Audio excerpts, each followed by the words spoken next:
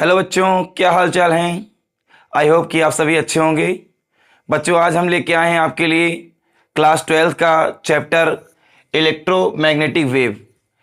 इस चैप्टर में बेटा हम पढ़ेंगे इलेक्ट्रोमैग्नेटिक वेव के बारे में।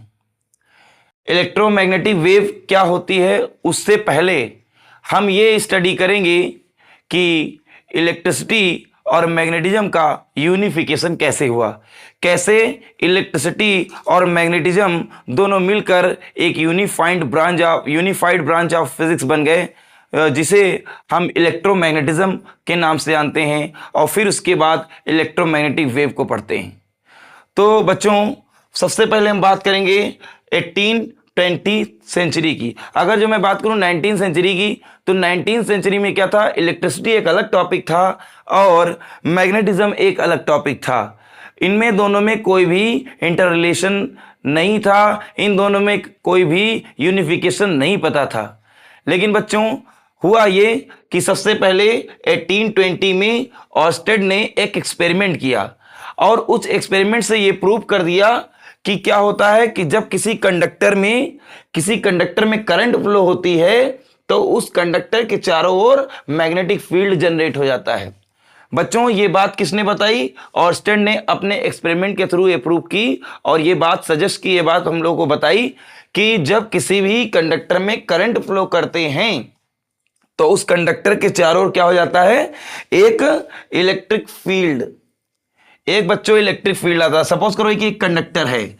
अब इस कंडक्टर में अगर जो हम करंट फ्लो कर दें, है ना, तो इस कंडक्टर के चारों ओर क्या होता है, इस कंडक्टर के चारों ओर मैग्नेटिक फील्ड जनरेट हो जाता है। बच्चों, क्या जनरेट हो जाता है? मैग्नेटिक फील्ड जनरेट हो जाता है। ये बात किसने बताई? ऑर्स्टेड ने अपने एक्सपेरिमेंट के थ्रू। किस सेशन में? 1820 में। तो बच्चों, मैग्नेटिक फील्ड जनरेट हो गया तो ऐसे इफेक्ट को नाम दिया गया magnetic effect of electric current. Magnetic effect of electric current ये एक फेनोमेना है जो कि ऑर्स्टेड के द्वारा डिस्कवर की गई। तो इसका मतलब यह हो कि मैग्नेट से हमने क्या प्रोड्यूस कर लिया, इलेक्ट्रिसिटी से हमने क्या जनरेट कर लिया, इलेक्ट्रिसिटी से यानी करंट से यानी मूविंग चार्ज से हमने क्या जनरेट कर लिया, बी यानी मैग्नेटिक फील्ड जनरेट कर लिया। अब बच्चों, फिर आगे क्या हुआ?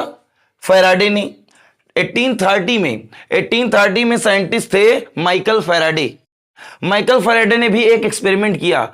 उन्होंने क्या किया? उन्होंने जो एक्सपेरिमेंट किया उससे एक प्रिंसिपल बना, एक लॉ बना। जो प्रिंसिपल क्या था? इलेक्ट्रोमैग्नेटिक इंडक्शन का प्रिंसिपल था। तो फैराडे ने जो एक्सपेरिमेंट किया उससे इन्होंने इलेक्ट्रोमैग्नेटिक इंडक्शन की फिनोमेना को डिस्कवर किया और इलेक्ट्रोमैग्नेटिक इंडक्शन थ्योरी को डेवलप किया। तो इलेक्ट्रोमैग्नेटिक इंडक्शन में बच्चों क्या हुआ था?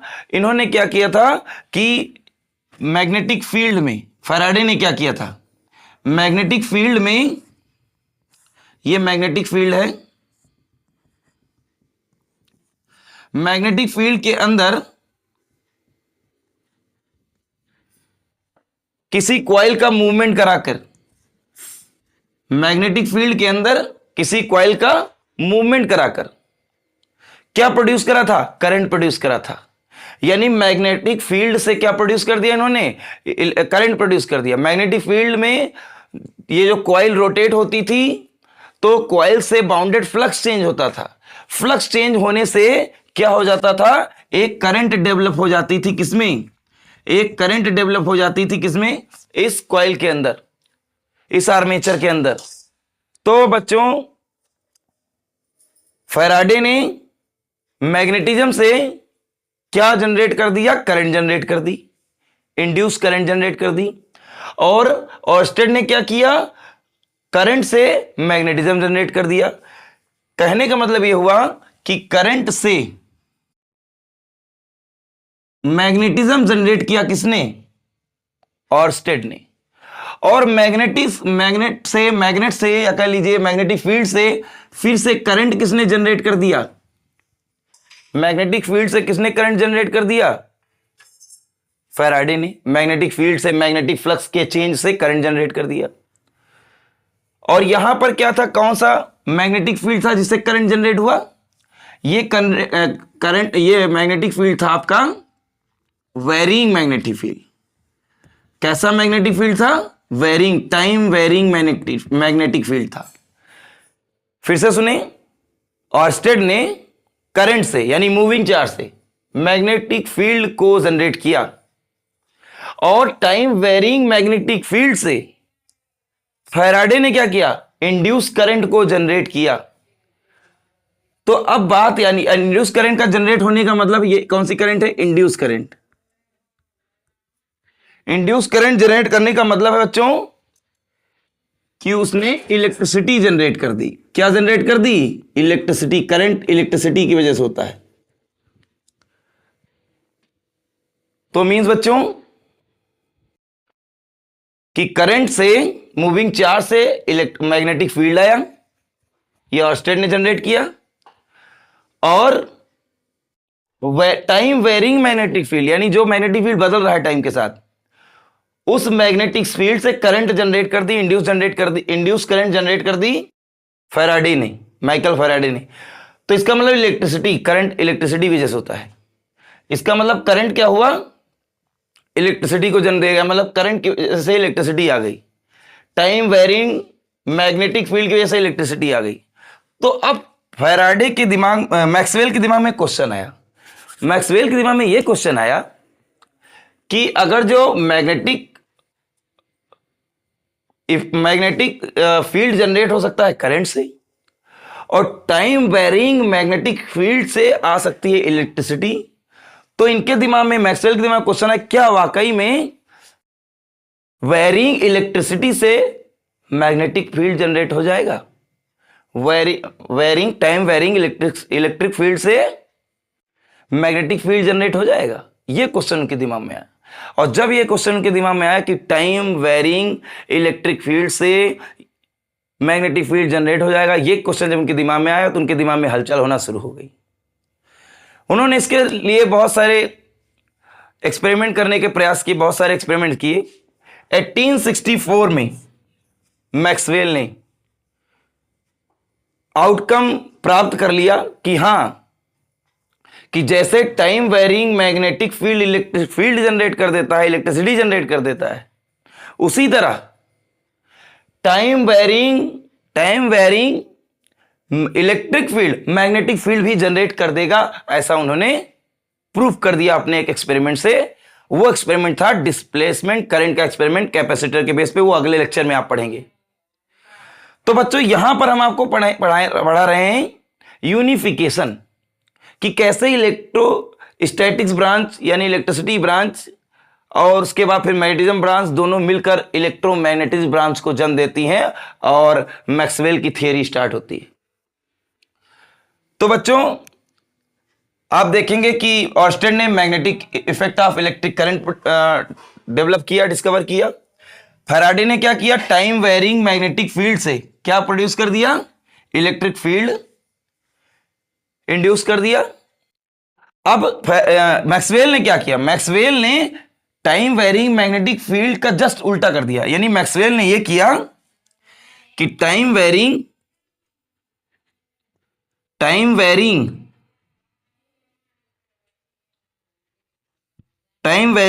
इलेक्ट्रिक फील्ड से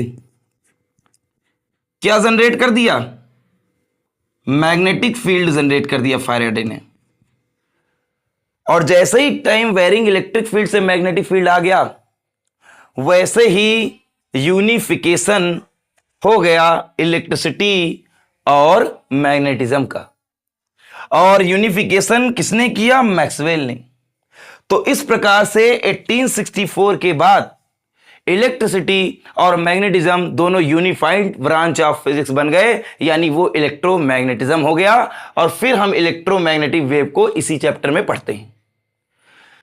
तो मैक्सवेल ने यूनिफिकेशन कर दिया। जब इलेक्ट्रिसिटी और मैग्नेटिज्म दोनों का यूनिफिकेशन कर दिया, तो फिर मैक्सवेल ने इलेक्ट्रोमैग्नेटिज्म के इक्वेशंस तैयार की।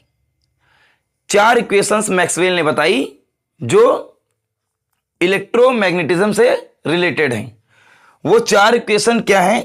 वो बेसिक इक्वेशन है, बेसिक लॉज ऑफ इलेक्ट्रोमैग्नेटिज्म कहलाते हैं, जो कि फॉर्मली इलेक्ट्रिसिटी यानी इलेक्ट्रोस्टैटिक और मैग्नेटिज्म के ही लॉज थे, उनको यूनिफाई किया। तो फर्स्ट लॉ कौन था? फर्स्ट लॉ था गॉस लॉ ऑफ इलेक्ट्रोस्टैटिक, जो कि आप ऑलरेडी सेकेंड चैप्टर में पढ़ चुके हैं। गॉस लॉ ऑफ इलेक्ट्रोस्टैटिक्स क्या होता है? Complete surface integration of electric field, complete surface integration of electric field, that is complete integration E dot D S. ये क्या होता है? Q by epsilon not. Q क्या है? किसी भी क्लोज्ड सरफेस के अंदर चार्ज है, ये गॉस लॉ है। ये पहली इक्वेशन है, E dot D S equal to Q by epsilon naught. Epsilon naught क्या है? ये परमिटिविटी ऑफ फ्री स्पेस है। ई क्या है? इलेक्ट्रिक फील्ड है। और डी एस ये इंटीग्रेशन को दिखाता है विद रिस्पेक्ट टू सरफेस। तो फर्स्ट इक्वेशन हो गई कि मैक्सवेल की E dot D S is equal to Q upon epsilon naught. इसे कहते हैं गॉस लॉ ऑफ इलेक्ट्रोस्टैटिक्स, और ये फर्स्ट इक्वेशन ऑफ इलेक्ट्रोमैग्नेटिज्म हुई जो कि मैक्सवेल के द्वारा दी गई। तो इसे हम कहेंगे first equation of Maxwell given, first equation of electromagnetism given by Maxwell, या first Maxwell equation. Second Maxwell equation बच्चों क्या है? B dot D S is equal to zero. अब यहां पर देखिए B dot D S equal to zero का क्या मतलब है? इसका मतलब है किसी भी मैग्नेट का सिंगल पोल नहीं हो सकता, क्योंकि ये मैग्नेट, ये complete surface integration of magnetic field है। Complete surface integration of magnetic field है जो कि जीरो होता है, यानी complete surface integration B dot D S equal to zero होता है। इसका मतलब क्या है कि कोई भी मैग्नेट है तो मैग्नेट अगर जो होगा तो उसके दो पोल होंगे, एक नॉर्थ पोल और एक साउथ पोल। कभी बच्चों ऐसा नहीं हो सकता कि मैग्नेट का केवल और केवल एक पोल हो। इसलिए ये जो सेकेंड लॉ है, सेकेंड इक्वेशन है मैक्सवेल की, जिसे गॉस लॉ ऑफ मैग्नेटिज्म भी कहते हैं, ये बताता है कि किसी भी मैग्नेट का सिंगल पोल नहीं हो सकता, यानी मोनोपोल नहीं हो सकता, यानी monopole magnet does not exist. ये लॉ ये बताता है। ये गॉस लॉ ऑफ मैग्नेटिज्म है, ये गॉस लॉ ऑफ इलेक्ट्रोस्टैटिक है। अब बच्चों इसके बाद बात करेंगे हम थर्ड मैक्सवेल इक्वेशन, जिसे कहते हैं Faraday's law of electromagnetic induction. ये इस चैप्टर के पहले पढ़ा जा चुका है। Faraday's law of electromagnetic induction वो क्या है? ई डॉट डी एल, ये लाइन इंटीग्रेशन है। Line integration E dot D L is equal to D phi B by D T. यानी ये क्या है? ये मैग्नेटिक फ्लक्स चेंज है, उसका रेट है। This is time rate of change in magnetic flux, this is time rate of change in magnetic flux, and this is nothing but electromotive force. आपने electromagnetic induction में पढ़ा हुआ है कि जब किसी कॉइल से बाउंडेड फ्लक्स चेंज होता है तो उस कॉइल के एंड्स के अक्रॉस एक ईएमएफ जनरेट हो जाता है, इलेक्ट्रोमोटिव फोर्स जनरेट हो जाता है। वही electromotive force E dot D L ये होता है minus D phi B by D T. आप इस इक्वेशन को ऐसे भी लिख सकते हैं, इस इक्वेशन को आप ऐसे भी लिख सकते हैं, E is equal to minus D phi B by D T. आप ऐसे भी लिख सकते हैं, electromotive force induced across the ends of a coil is equal to the negative time rate of change in magnetic flux bounded with the coil। ये Faraday's law है जो कि Faraday law of electromagnetic induction वाले chapter में पढ़ चुका है। तो this is the third Maxwell equation, और इसे Faraday law of electromagnetic induction भी कहते हैं। फोर्थ एंड लास्ट मैक्सवेल की इक्वेशन जो है वो ये है कि line integration, complete line integration of magnetic field, B is magnetic field, DL my line, और ये integration, that is line integration of magnetic field. वो क्या होता है? Mu not I. Mu naught ये क्या है? ये है permeability of free space. I is the current, conduction current. Mu naught epsilon naught D five by D t, this is displacement current, this is displacement current. Epsilon naught D five by D T, ये displacement current, एक virtual current है जो मतलब actually नहीं होती, लेकिन इसके existence को रखा गया है क्योंकि इसी के बिहाफ पर मैक्सवेल ने ये प्रूव किया था कि time varying electric field magnetic field बनाता है। ये आप अगले लेक्चर में पढ़ेंगे कि कैसे मैक्सवेल ने इलेक्ट्रिक फील्ड को टाइम वेरिंग इलेक्ट्रिक फील्ड से मैग्नेटिक फील्ड प्रोड्यूस किया और फिर दोनों का यूनिफिकेशन कर दिया। ये आप अगले लेक्चर में पढ़ेंगे with the help of experiment. तो this is displacement current ID epsilon naught d phi by D t. तो इस प्रकार से 4 इक्वेशन है बच्चों। कौन सी? पहली इक्वेशन है मैक्सवेल की गॉस लॉ ऑफ इलेक्ट्रोस्टैटिक्स, दूसरी कौन सी है गॉस लॉ ऑफ मैग्नेटिज्म, तीसरी कौन सी है Faraday's law of electromagnetic induction, चौथी कौन सी है एम्पियर मैक्सवेल लॉ। ये 4 इक्वेशन हैं जो कि मैक्सवेल की हैं, जो कि इलेक्ट्रोमैग्नेटिज्म से रिलेटेड हैं। एक बार फिर से देख लें, इसमें 2 लाइन इंटीग्रल हैं और 2 सरफेस इंटीग्रल हैं। इलेक्ट्रिक फील्ड का सरफेस इंटीग्रल, मैग्नेटिक फील्ड का सरफेस इंटीग्रल, इलेक्ट्रिक फील्ड का लाइन इंटीग्रल और मैग्नेटिक फील्ड का लाइन इंटीग्रल। यानी इलेक्ट्रिक फील्ड और मैग्नेटिक फील्ड दोनों के इंटीग्रल हैं। इलेक्ट्रिक फील्ड का लाइन इंटीग्रल, इलेक्ट्रिक फील्ड का सरफेस इंटीग्रल, मैग्नेटिक फील्ड का लाइन इंटीग्रल, मैग्नेटिक फील्ड का सरफेस इंटीग्रल। अगर देखें इलेक्ट्रिक फील्ड का surface integral Q by epsilon not होता है, मैग्नेटिक फील्ड का सरफेस इंटीग्रल 0 होता है। इसका मतलब होता है सिंगल पोल वाला कोई मैग्नेट नहीं हो सकता। इलेक्ट्रिक फील्ड का line integral d phi B by D T, यानी negative time rate of change in magnetic flux. And linear यानी line integral of magnetic field is mu naught times conduction current plus mu naught times displacement current. This is displacement current epsilon naught d phi by D t, this is displacement current. इसके बारे में बच्चों, displacement current के बारे में और Maxwell ने कैसे टाइम वेरिंग इलेक्ट्रिक फील्ड से मैग्नेटिक फील्ड बनाया, इन सब चीजों के बारे में आप अगले लेक्चर में पढ़ेंगे। और तब तक के लिए बहुत बहुत धन्यवाद। All the best.